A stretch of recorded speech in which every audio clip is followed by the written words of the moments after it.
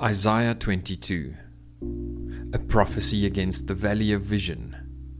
What troubles you now that you have all gone up on the roofs, you town so full of commotion, you city of tumult and revelry?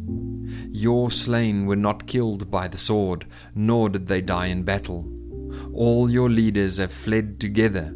They have been captured without using the bow.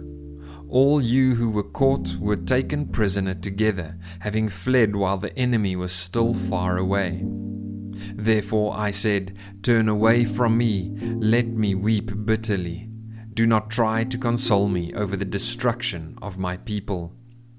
The Lord Almighty, has a day of tumult and trampling and terror in the valley of vision, a day of battering down walls and of crying out to the mountains. Elam takes up the quiver with her charioteers and horses. Kir uncovers the shield. Your choicest valleys are full of chariots, and horsemen are posted at the city gates. The Lord stripped away the defences of Judah, and you looked in that day to the weapons in the palace of the forest. You saw that the walls of the city of David were broken through in many places. You stored up water in the lower pool. You counted the buildings in Jerusalem and tore down houses to strengthen the wall. You built a reservoir between the two walls for the water of the old pool, but you did not look to the one who made it, or have regard for the one who planned it long ago. The Lord Almighty called you on that day to weep and to wail, to tear out your hair and put on sackcloth. But see, there is joy and revelry, slaughtering of cattle and killing of sheep, eating of meat and drinking of wine. Let us eat and drink, you say, for tomorrow we die. The Lord Almighty has revealed this in my hearing. Till your dying day this sin will not be atoned for, says the Lord Almighty. This is what the Lord Almighty says.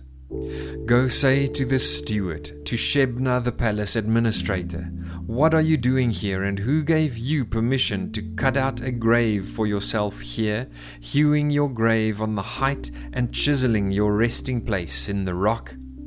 Beware, the Lord is about to take firm hold of you and hurl you away, you mighty man.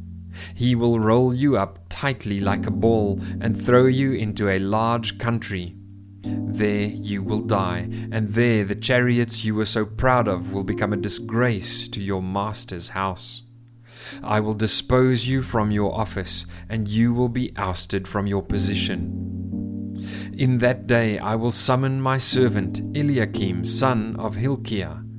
I will clothe him with your robe and fasten your sash around him, and hand your authority over to him.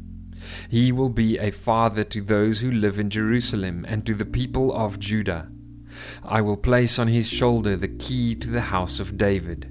What he opens, no one can shut, and what he shuts, no one can open. I will drive him like a peg into a firm place. He will become a seat of honor for the house of his father. All the glory of his family will hang on him, its offspring and offshoots, all its lesser vessels, from the bowls to all the jars. In that day, declares the Lord Almighty, the peg driven into the firm place will give way. It will be sheared off and will fall, and the load hanging on it will be cut down. The Lord has spoken.